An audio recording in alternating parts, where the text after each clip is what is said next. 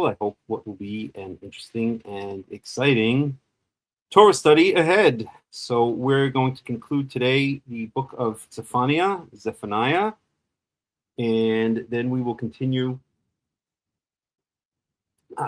And then we will continue in Numbers, chapter 2, which is the arrangement of the tribes around the camp, around the Mishkan, around the tabernacle, the tent of meeting, and we'll continue on in Numbers, in the book of Numbers, which we started a couple of weeks ago.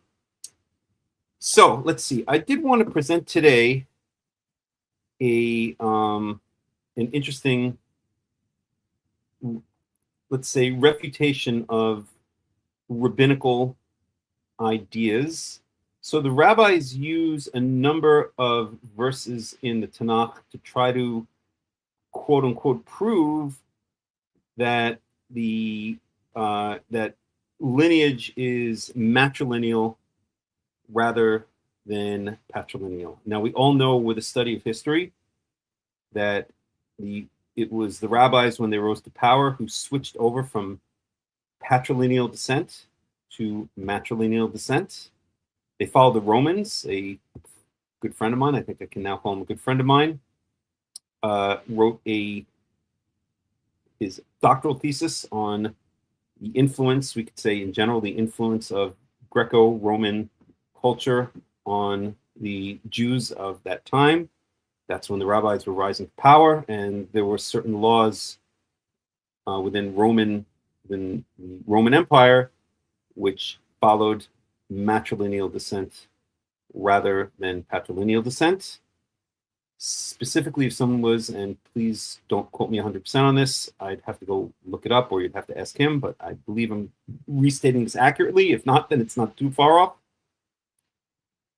So if someone was not a Roman citizen, then their lineage was determined by the mother rather than the father. Again, don't quote me 100% on this. I have to go look up the details. It's been a month or two since I looked it up, but that is more or less the correct details. So the switch over from patrilineal descent to matrilineal descent was under the influence of the Romans, and it was under the influence of the rabbis wanting to create a new religion. As I always like to say, Rabbinical Judaism was the first Reformed Judaism, and I mean that as a quip, but there's a lot of truth to it. It is not Torah, as I say every week. Rabbinical Jews do not follow the covenant of the Torah. They follow a tiny little thread that grew out of control, like a virus or like a disease, in post-exile Judea. Remember, all of the rest of the tribes, the northern kingdom, had already been destroyed by and exiled by the Syrians in 722 BCE. So after 722 BCE, all that remained was the southern kingdom, also known as Judea. And then, of course, they were exiled by the Babylonians in 586 BCE. The Babylonians were conquered by the Medians within a couple of decades, and then the Persians, who were also a Western Iranian tribe, rose to power, essentially usurped the Medians, and the Persians became, within a period of 50 years, became the owners of the entire formerly Neo-Babylonian kingdom. That was when you had Cyrus Koresh, who, by the way, is called Mashiach Yahweh, the anointed one or the Messiah of Yahweh, for all you Christians out there. At any rate, I digress, as I sometimes tend to do. The point being that out of this exilic period, so the Persians were, to make a long story very short, were conquered by the Greeks. Alexander the Great conquered the entire, Middle East and beyond in 332 and thereabouts. I think Israel was conquered in exactly 332 BCE, and that introduced Hellenistic culture. into the wider region. Then when the Seleucids took over, then Alexander the Great died. His kingdom was broken up was distributed among his generals. Israel was run by the Ptolemaic kingdom, and that was taken over by the Seleucids in around 200 BCE. And the Seleucids began a very aggressive campaign of Hellenization, and that's exactly the period that the rabbis began to rise to power. So their influence was Hellenism. And the second branch, there were already well-established communities in the exile in former Babylon, which was now part of the Greece or the Greek derivative kingdoms. I believe it was ruled also by the Seleucids, if I'm not mistaken. At any rate, so the Babylonians the Jews living in Babylonia also started becoming heavily influenced by Babylonian, Persian, and then Hellenistic culture. And this is the milieu, it's not fancy, but that's the right word.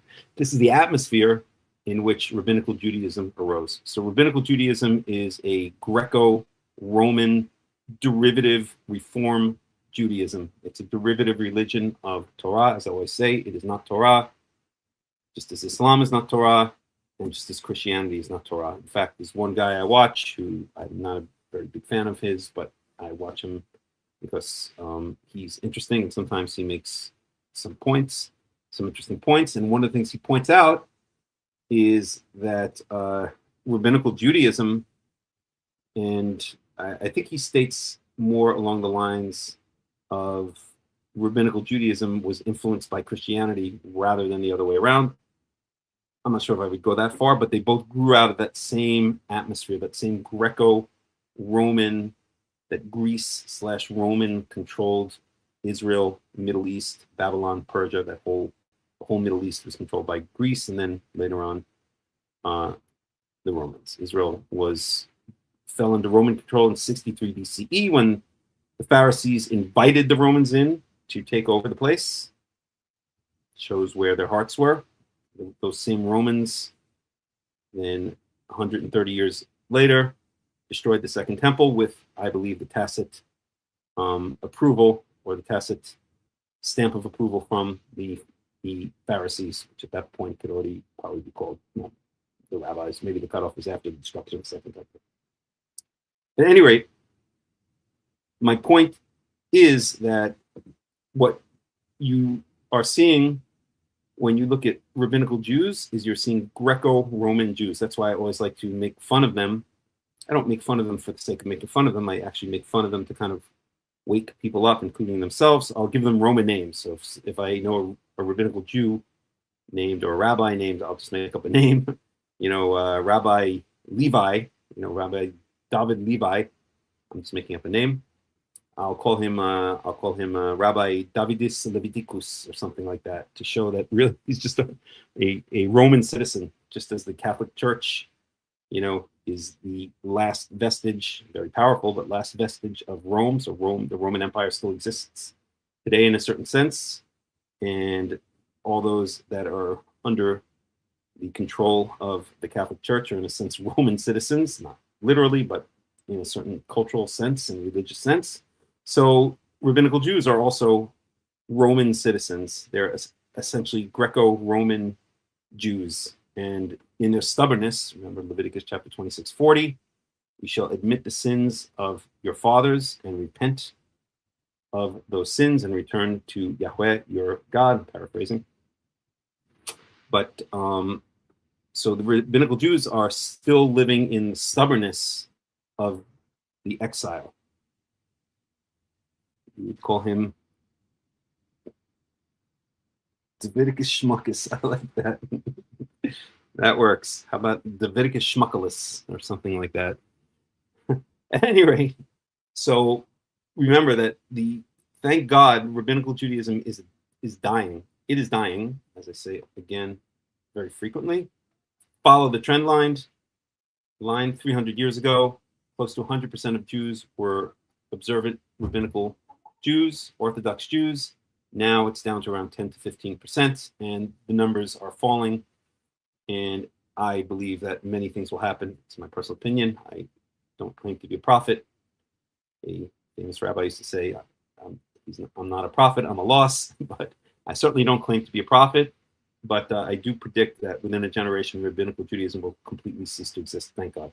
As the Geula, as the redemption, as the return to the land of Israel continues, then Rabbinical Judaism, which is a vestige which was born of exile, will and died as the exile ended, will continue, follow the trend line, continue to die, or continue its death throes, and that's what it's in right now.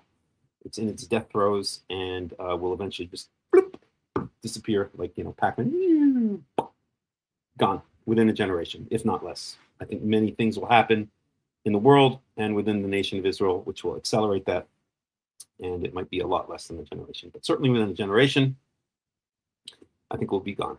It has no place. It cannot coexist with the Geula. It cannot coexist with the redemption.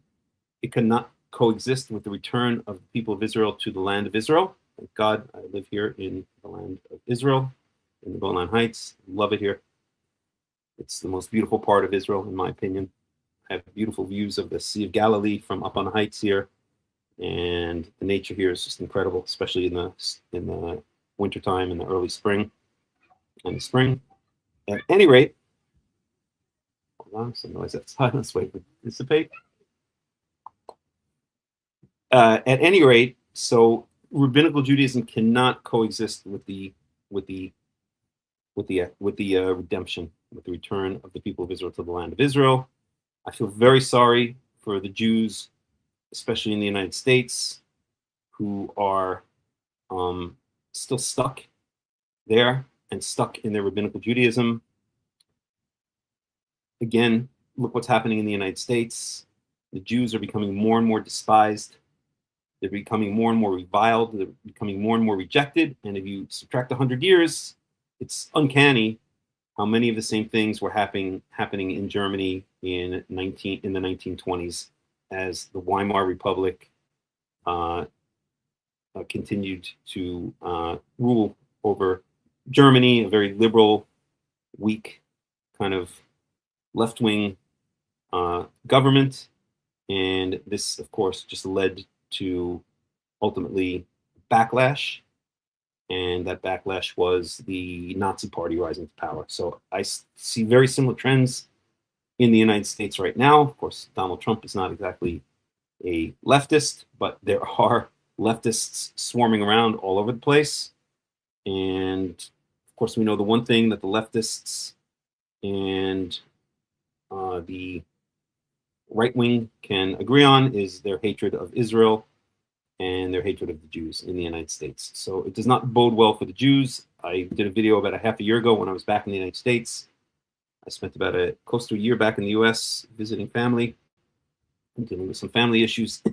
And I did a video, the Jews have 10 years max left in the United States, and I still hold by that. It's going to get very bad there. And so that will be the end of Rabbinical Judaism in the United States. And I don't know how many people are going to physically make it out of the United States, just like not too many made it out of Europe in the 1920s, 30s, and 40s. So I see incredible parallels between the situation in Europe 100 years ago and the situation in the United States now. As I always like to say, the United States, outside of Israel, the United States is the last large population of Jews in the world. So the United States has around 6 million Jews. Number 2 after that is anybody? France, with about 400,000 Jews. That's it. And it goes downhill from there. So the last large population of Jews outside of the US is the United States. I, of course, grew up in the United States in New York City, in Queens. And, there was no shortage of Jews where I grew up. Let's put it that way. So that will be the end of Rabbinical Judaism one way or another in the United States. And so whatever remains in Israel, also parents are struggling. They're desperate to try to hold, by hook or by crook, hold their children into Rabbinical Judaism. Many of the children, including those who are born into Karaite, ultra-Orthodox families, want nothing to do with that form of Judaism and are branching out and exploring their own ways and their own directions. And the parents are in a frenzy trying to prevent that from happening, but it's a losing cause. Rabbinical Judaism is on its deathbed. It's in its death throes, and it will not last more than another generation. So, and that's, of course, from our point of view, that's wonderful. From the Karaite, neo-Karaite / Choserim B'Tanakh, that's what I like to call our movement, Choserim B'Tanakh. If you understand Hebrew, you know exactly the implications of such a phrase, what it means in the cultural aspect of modern Israel. So our Choserim B'Tanakh, the Return to Tanakh movement, is growing. It's growing exponentially. There are some wonderful purveyors of this truer form. I won't say true because, I'm not going to claim that everything I say and do and know is 100% in line with Torah. We've been so distanced from our God, Yahweh, and from our land for so long that who knows, maybe I'm sure there are many things that I have to learn, but I would call it a much more true form of Torah. And this is what is rising exponentially. So, right. So originally what I was talking about is the rabbinical switchover from patrilineal to matrilineal descent. Many well-known medieval Karaite commentators, scholars have pointed out how the rabbis deliberately, or maybe they didn't use the word deliberately, but I think they imply at least deliberately. I would say deliberately. I would say the rabbis deliberately destroyed the kahuna, the priesthood, in order to take power over Israel. They deliberately aided the Romans in the destruction, or did not resist the Romans in the destruction of the Second Temple. They cry crocodile tears every Tisha B'Av over the destruction of the Second Temple, but I believe they wanted the Second Temple destroyed because that would be the end of the priesthood. They switched holidays. They switched 180 degrees across the calendar, the meaning of the new year. The new year is the first day of the first month in the springtime, the month of the Aviv. They switched it to the first day of the seventh month, and they have their fake, false, invented holiday of Rosh Hashanah coming up in less than a month. We celebrate it, of course, as the first day of the seventh biblical month, Yom Teruah. It has nothing to do with the new year. They switched from patrilineal descent to matrilineal descent. So they did things that were 180 degrees on purpose. Dafka, as we like to say in modern Hebrew. It's actually an Aramaic word, Talmudic word, but it doesn't matter. It's in modern Hebrew. They deliberately did it, just as, again, medieval Karaite commentators, including Daniel Kumisi, points out that just as King Yerovam ben Navat, the first king after the kingdom split after the death of Solomon, the first king of the northern kingdom, one of the first acts he did recorded in the Tanakh was to set up alternative places of worship. Instead of Jerusalem, he set up two places of worship, one in Bethel and one in Dan, not far from me, and I visited Tel Dan and did a video on it. Look it up on the channel.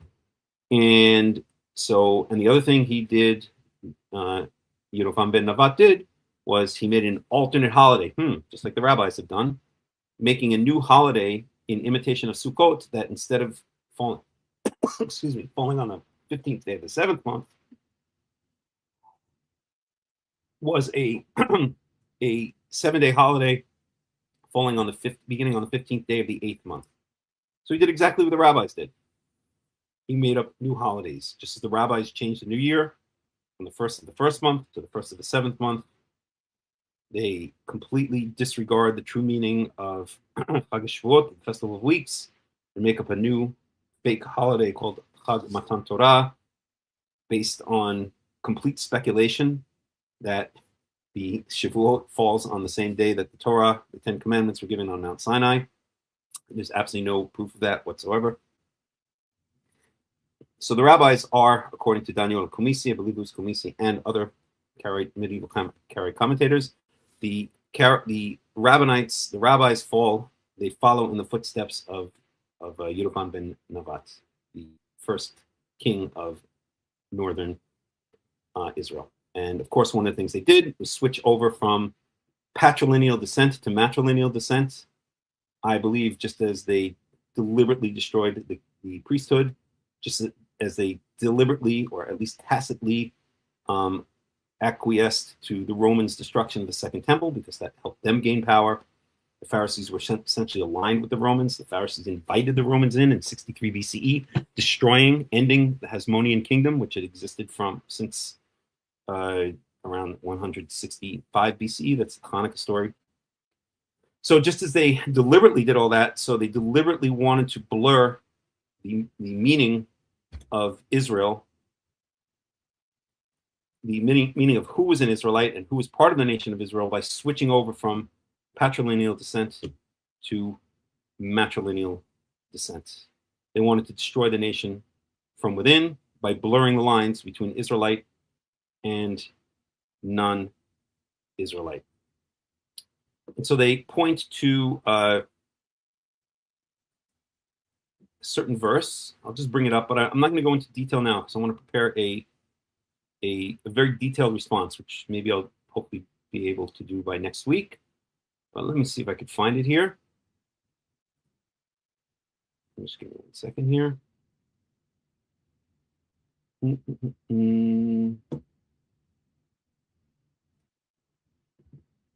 Just give me 1 second, and I will try to find it.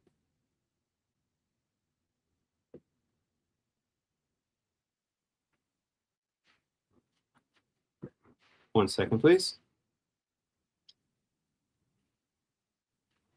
Let's see if I can find it. There it is. It's Deuteronomy chapter 7, verse 4. Let me bring it up. Just give me a second, I'll bring it up.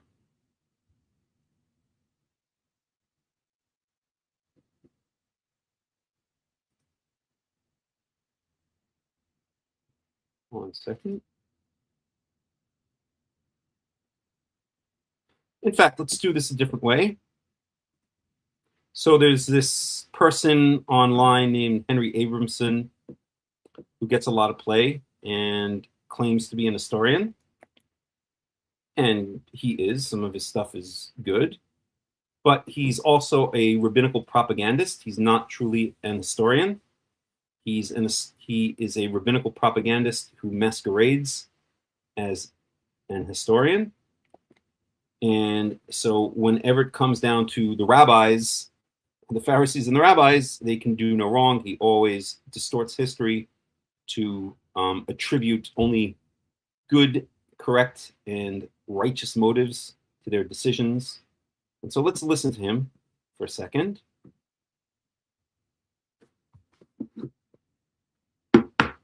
And just give me a second to just cue this up.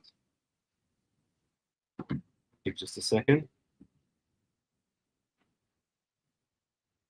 Let me see if I can find it here. There it is. Okay, so I'm going to share the screen. And so we said this is Deuteronomy 7:4 for those of you who want to follow along at home.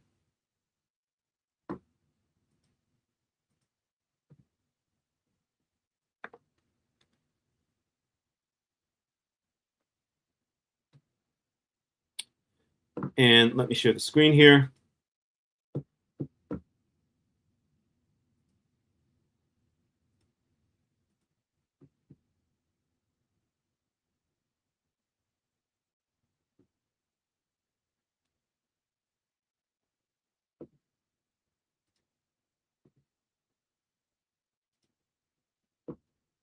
So he says, frankly, if I were a rabbinical Jew, I would not attend any Jewish gathering without a firearm. Well, if you attend synagogue, you get to do all kinds of fun things, like pray in Aramaic, which is not the language of our people. Of course, the rabbis are going to say that parts of the book of Daniel, parts of the book of Ezra are written in Aramaic. Those are post-exilic books. That just happens to be the language that was spoken at the time, but those are very, very few passages in Aramaic. They may point out that Lavan names the pile of rocks that serves as the border between himself and Jacob with an Aramaic name, so therefore Aramaic is holy because it appears in the Torah. Well, Egyptian words like Khartoumim, Egyptian magicians, also appear in Torah, as well as the name of even Joseph, Tzafnah Paneach, is the Egyptian name that was given to him by Pharaoh, the Pharaoh who brought him out of the dungeon. So therefore, I guess Egyptian is also holy. And there are other languages. There are Persian words in the Book of Esther, many Persian words in the Book of Esther. So I guess Persian is also holy, and on and on and on. Just because a word from a language appears in the Tanakh does not make that language the language of our people. I don't even like to use the word holy, okay? Our language is Hebrew, is biblical Hebrew. And that's the only language we should be returning to. So the rabbis, if you go to a rabbinical synagogue, you get the privilege of praying in Aramaic, many prayers in Aramaic, which is not our language. You get to bow down. You get to violate the 10 Commandments, the second commandment, by bowing down to a Torah scroll and kissing it. If a Talmud falls on the floor, you get to pick it up off the floor and kiss it before you put it back on the table. And you get to make sure that you stack books in the correct order of holiness. So the Mishnah will go back on top of the Talmud. So you get to do some outright, should we call it idol worship? Borderline idol worship. You can also get the privilege of going to the graves of dead rabbis and praying to them at their graves. No, I'm sorry. We're just asking them for intercession. We're not praying to them. We're praying to God in their name. Bullshit. These people are praying outright to the dead.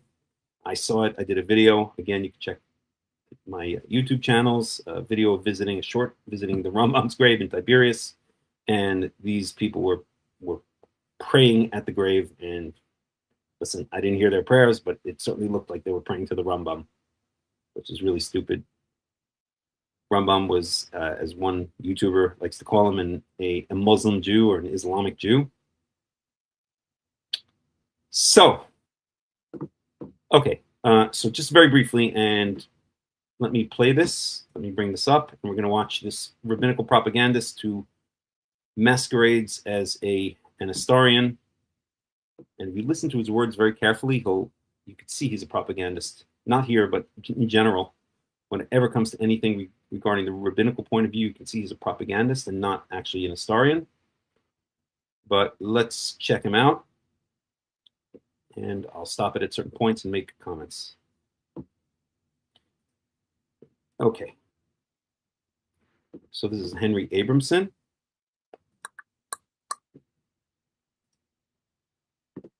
And off we go. Chapter 7, verse 4. So verse 3 says, do not intermarry with them, meaning the surrounding non-Jewish nations. Do not give your daughters to the sons or take their daughters for your sons. And then in verse 4 it says, Ki yasir et bincha me'acharai va'avdu Elohim acherim v'chara af Hashem bachem v'hishmid. First of all, for a professor of Jewish history, which is essentially what he is, he always points out he's not a rabbi. He certainly looks like one. His pronunciation of Hebrew is hideous. It's just embarrassing. But neither here nor there. Maher, right? Now let's look at the translation. It says, for they will turn your children away from me to worship other gods. And the Lord's anger will blaze forth against you, and he will promptly wipe you out, right? Really strong word of criticism, I think. The problem with this particular passage, and normally Sepharia is amazing, but they're relying on translations that in many cases are already extant, and this translation is a little bit of a distortion. If we look carefully at the English, it's not for they, which is in the third person plural. It really should be for he, right? Okay, so technically he is right about what he's saying here. So I'll just let him speak, and then we'll see why it's a bunch of nonsense. But technically speaking, he's kind of right. The word in Hebrew is ki yasir, which is male, masculine, singular. For it's really he will turn your children. Now, your children is also not in the plural. It should be in the singular masculine, for your son, So here he's also right. He's not right So what he's doing now, what they're doing is, or what he's doing is taking the typical rabbinical interpretation, which is reading into the text. And let me just bring up a word that I would like to share with you. So there are two words. Let me bring it up here. So let's go to the only rabbi I trust, Rabbi AI, Rabbi Google Genesis. What do they call it? My AI agents mixed up. So let's learn the word exegesis.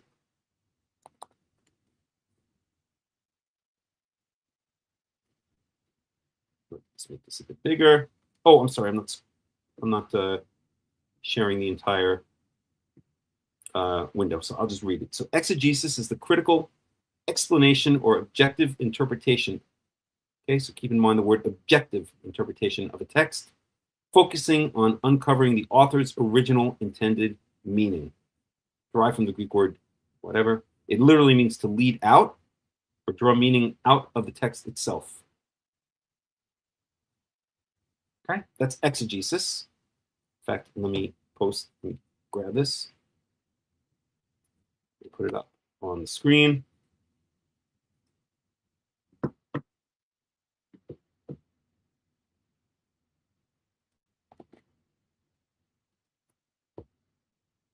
Shabbat shalom. Okay, so that's exegesis. Thank God we've covered his face over. He ain't much of a looker. I'm sorry, that's a cheap shot. Oh well. Tough nuggies. So that's exegesis. And then there's another word that we should learn, which is less common, but it's what this guy is really doing here, and that's called eisegesis.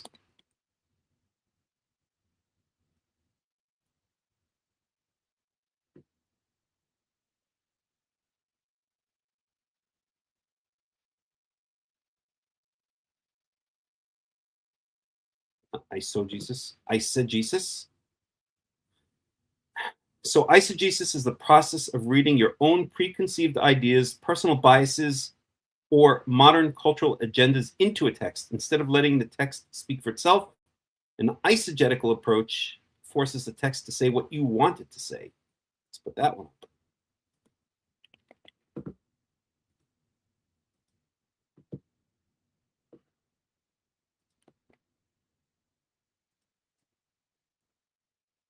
So we want to be doing exegesis.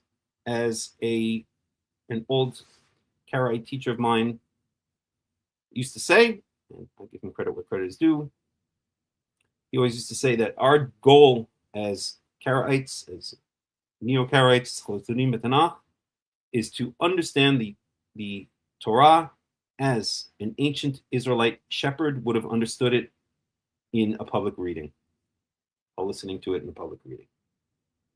I don't have much respect for that particular teacher in many ways, but he did teach me some very important things, and that's one of them. Okay, so what is eisegesis? So eisegesis is the process of reading your own preconceived ideas, personal biases, or modern cultural agendas into a text, instead of letting the text speak for itself. An eisegetical cuts off there, so I'll just read it.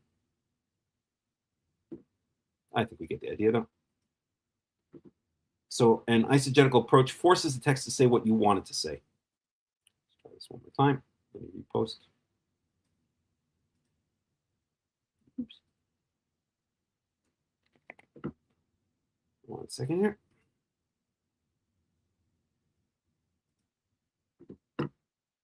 You get the idea. I don't need to. Okay.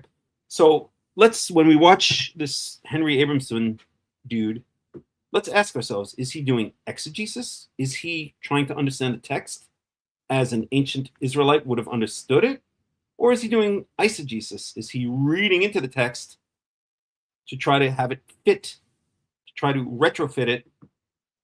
Yes, retrofit it to his preconceived notions. In other words, his obsession to be a, what's the word I'm looking for?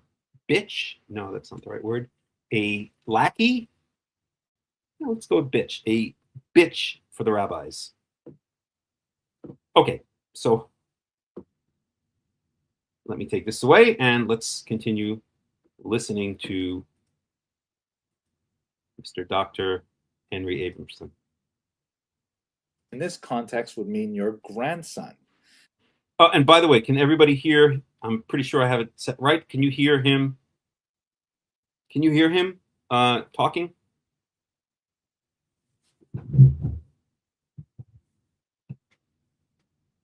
Can you hear him when I play the video? You guys can hear him talking. Please just type in a 1 or a Y if you can. I'm going to assume the answer is yes. A little low? Okay, I'll make it. Okay, I'm going to make it louder. Thank you. 1 second. Okay, hopefully that's better. That's about as loud as can go. Wait, so let's understand this properly. It says, for he, meaning your son-in-law. It can't be your daughter-in-law because it would say for she. It would put it in the feminine. And by the way, in Hebrew, there is no neuter gender. Every single noun or pronoun has to be either male or female. So it's binary here. There's no other choice. And that's not entirely true. There are some nouns which are dual. They can be both male and female at the same time, but I guess he's not that much of an expert in biblical Hebrew as he claims to be, but at any rate. Is masculine. So this means that if you have to imagine yourself as a grandparent, if your daughter marries a non-Jewish male, if you as a Jewish person have a daughter who is Jewish and she marries a non-Jewish male, the non-Jewish male, according to this verse, will turn your son, which is your grandson, away from God. That's the statement of the verse here. Let's look at it in the commentary of Rashi. I have it abbreviated on the right here, but let's look at it in greater detail. So Rashi here is quoting the Talmud. So now he's going to Rashi, the worst Torah commentator in the history of Judaism, as I always like to say, and I always like to call him, instead of Rashi, Rash. Let's lap off the final I. And the reason I do that is because many, many years ago, back in the 1990s, when Hebrew word processing was just in its infancy and it would do autocorrect, whenever I would type in the word Rashi, I was actually a rabbinical Jew for about close to 10 years, an Orthodox in varying degrees Jew for about 10 years. Whenever I type in the word Rashi, it would autocorrect it to Rash. So I stuck with that. I like that autocorrection. It makes sense to me. So Rash, now he brings in Rash, the most incomprehensible, worst Torah commentator in the history of Judaism, which is of course why rabbinical Jews love him so much. And I don't hate all rabbinical commentators. There's some excellent ones, and I always point out the Ibn Ezra, excellent Karaite leaning in many ways, not Karaite for sure, but Karaite leaning in his interpretation of the Torah. But Rashi's the worst of the worst. He's a hideous Torah commentator. Anyway, so here we go. Tractate Yevamot 23a, and it reads like this, i.e., the son of the heathen, meaning the non-Jew, when he marries thy daughter, will turn away thy grandson, whom thy daughter will bear unto him from following me, i.e., following God. This teaches us that thy daughter's son, who was born of a non-Jewish father, is still called your son, but your son's son, who was born of a non-Jewish woman, is not called your son, right? Because the verse only talks about the situation in which your grandson by your non-Jewish son-in-law would go away from God. It does not even bother talking about your grandson from your non-Jewish daughter-in-law because... Okay, this is getting a bit confusing. Let me try to pick it apart. We're through with him. I'll leave Mr. Propagandist and Rash on the screen for a second. Let me just share it a slightly different way.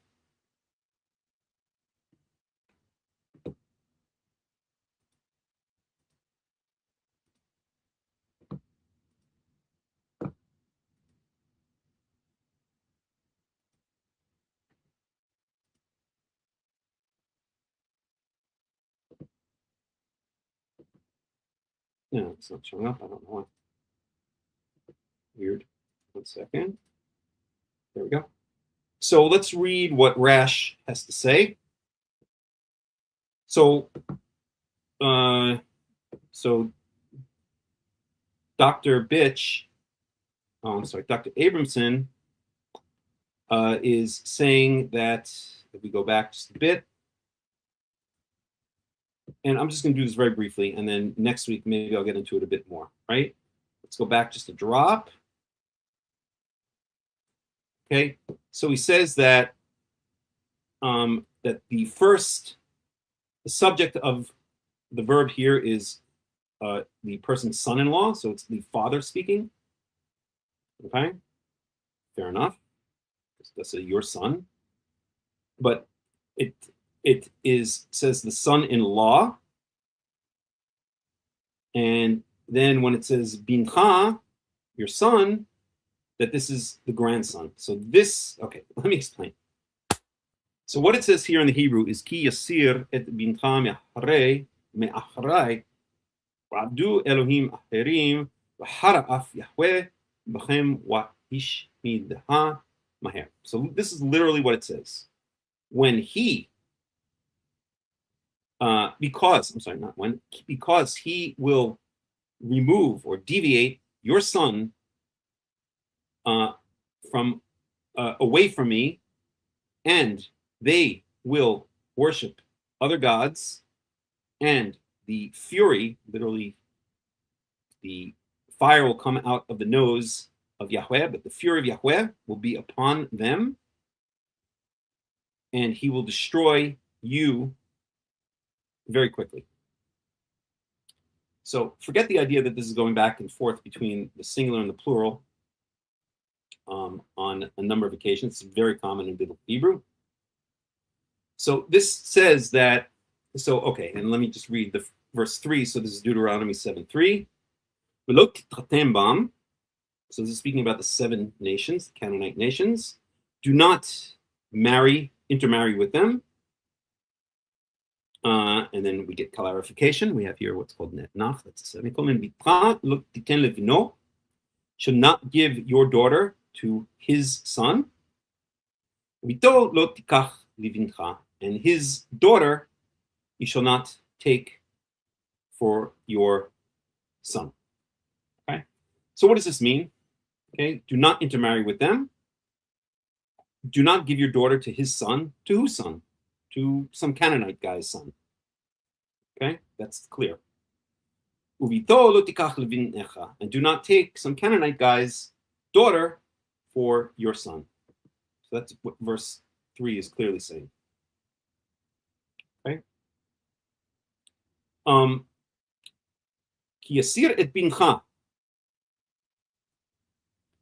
So now what Dr.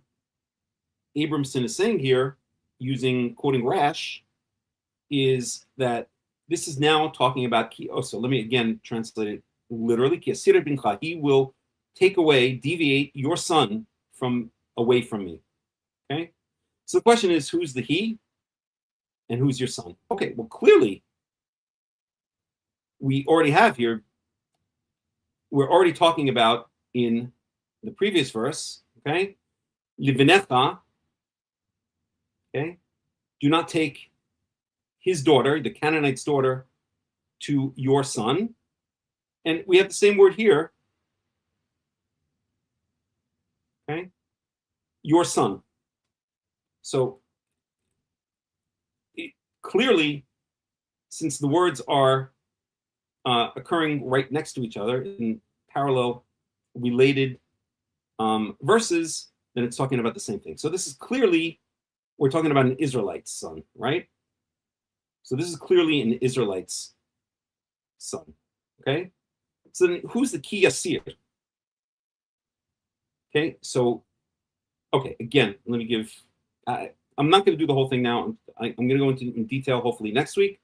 But what I want to say is, because we're just gonna go too long if we go into it in detail.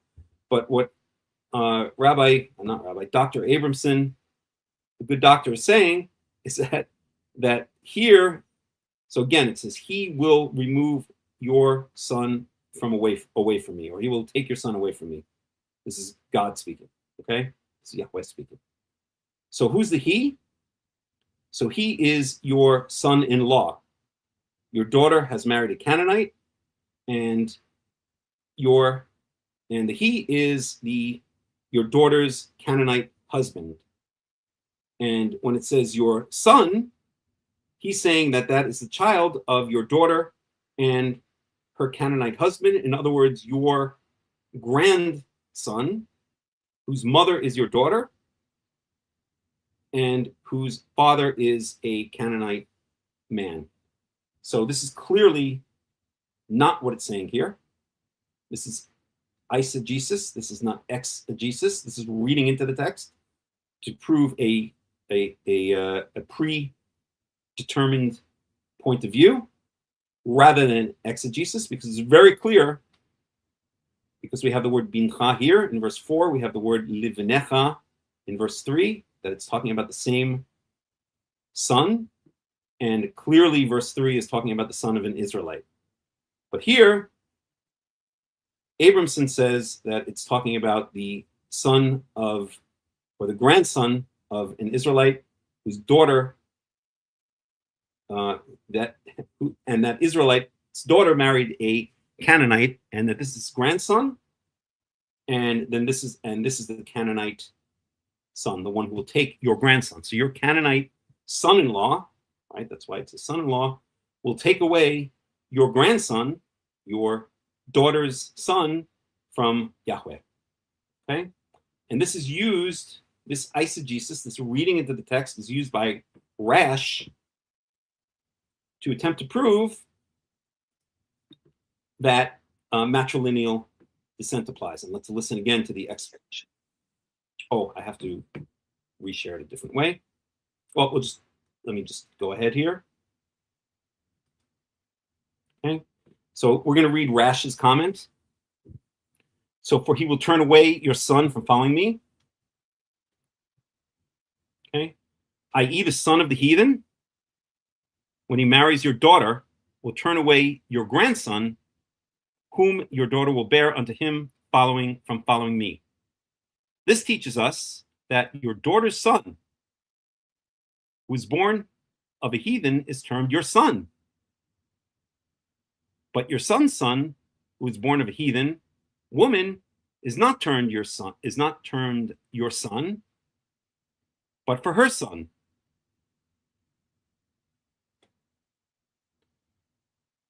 Okay, so what is he saying here? He's saying that,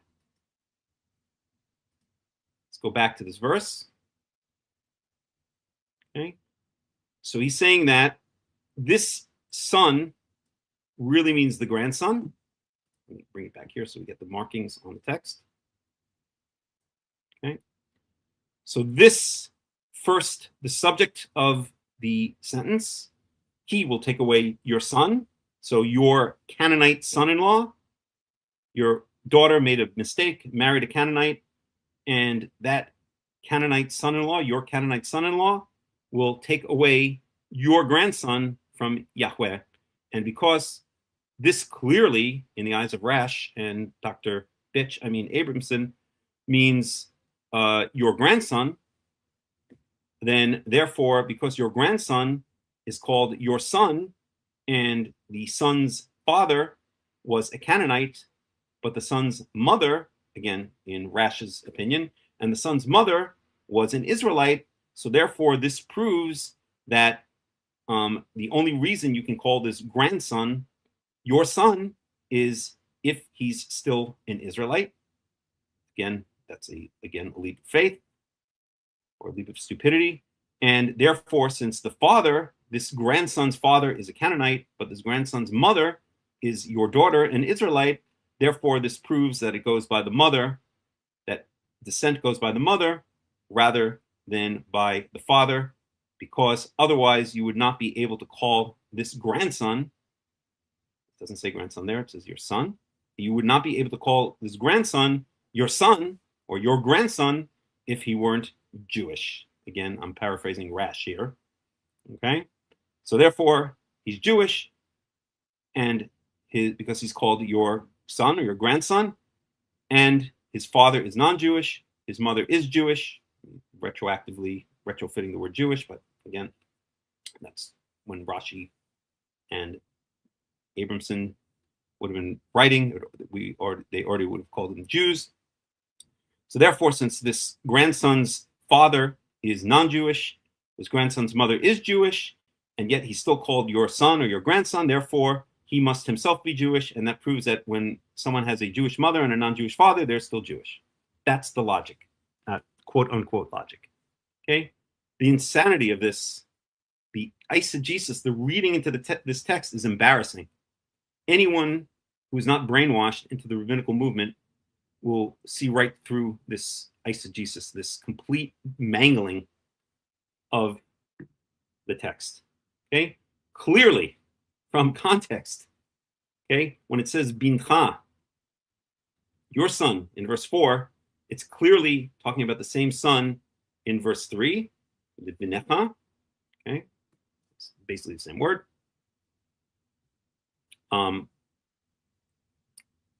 The only reason it's vowelized different is because you have the l, the lamed preposition, which means two, but otherwise it's exactly the same son. Le vinecha, bincha, same word, means your son. Verse 3, it clearly means your Israelite, Mr. Israelite, your son. And so here, it can only mean your son, okay? So ki yasir. So then the question is, so it says that someone will take your son, I'm an Israelite, will take my son away from Yahweh. Who is this someone? Well, there are a number of explanations, including grammatical explanations, that explain this very clearly. Okay, so this could be, I think I'm going to get into it next week because I want to prepare proof texts. But let's just say that there are some very simple and straightforward explanations, including the idea that this is, again, I'm going to have to get into some grammatical details, but for those of you who are familiar with biblical Hebrew, that the active future is really an expression of the passive, that your son will be taken away.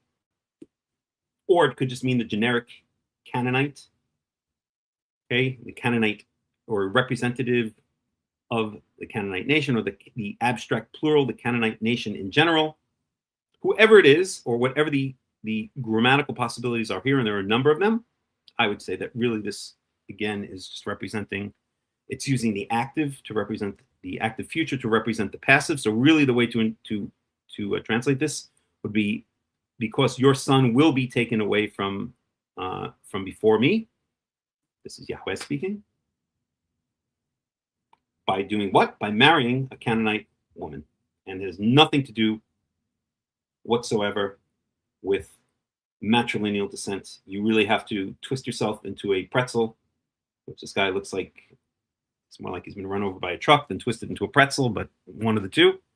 And you really have to do a number, as we saw he and Rash did. Well, he's just quoting Rash, in order to come up, in order to read into this, in order to do the eisegesis, to eisegetically say that this is somehow a defense of matrilineal descent. Again, I will go into the grammar specifically, hopefully next week, and I will bring proof verses to show that this is the case, but there's no way that this can mean your grandson. It clearly means your son, because it's the same word as used here. These two verses are part of the same thought, part of the same law, you could say.